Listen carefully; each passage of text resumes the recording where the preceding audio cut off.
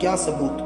شیطان نے کہا کہ تم حضرت صالح علیہ السلام کو کہو کہ اگر تم سچے ہو تو اللہ سے کہو کہ اس پہاڑ سے اونٹنی نکال کر دکھائے۔ وہ لوگ پہاڑ سے ہی ہر چیز بناتے تھے، چاہے بت ہوں یا پھر ان کے بڑے خوبصورت گھر ہوں، اس لیے ان کی صرف پہاڑ کے بارے میں ہی جانتے تھے، اس لیے وہ قوم اس بات پر مان گئی اور حضرت صالح علیہ السلام سے یہ جا کر کہا کہ اگر تم سچے ہو تو ہمیں پہاڑ سے ایک اونٹ بنا کر دکھاؤ۔